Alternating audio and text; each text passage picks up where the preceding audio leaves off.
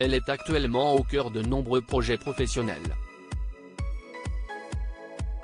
Odile Huillemin est à l'affiche de la fiction L'homme de nos vies, sur M6 et Salto. Elle sera prochainement héroïne de la série Prométhée, sur TF1. En dehors des plateaux de tournage, la comédienne aime également se saisir de sa plume.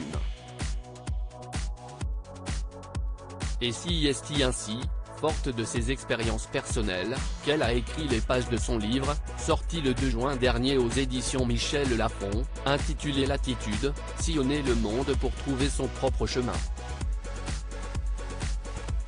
Chose qu'elle a faite. À ses risques et périls. J'ai eu une peur immense quand j'ai décidé de partir au Groenland, j'ai eu une peur immense, admet-elle dans le magazine La Fringale culturelle. J'avais la boule au ventre. J'avais des craintes de ce voyage car je savais au fond que ça annonçait une vraie période de transformation. Si est-il comme si le corps savait avant vous que quelque chose de spirituel vous attendait. Ma sécurité a été de confier ce voyage à une agence dans le cas où ça n'allait pas, je savais que je pouvais compter sur eux. J'ai quand même fait quelques imprudences. Si est-il là où se situe le danger? En se baladant dans le Grand Nord, l'ancienne star de la série Profilage a pris de grandes précautions. Ce qui ne l'a pas empêché de littéralement frôler la mort.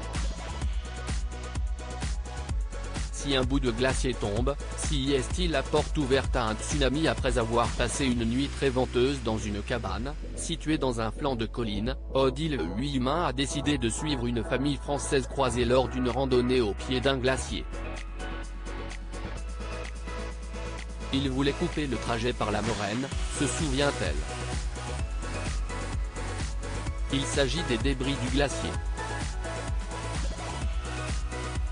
Sauf que nous n'avons pas le droit d'y aller. Si est-il dangereux tout simplement parce que si un bout de glacier tombe, si est-il la porte ouverte à un tsunami. Les gens avec qui je suis veulent passer par là. Et moi, ayant peur des ours polaires, je ne veux pas partir seul de mon côté. Je les ai donc suivis.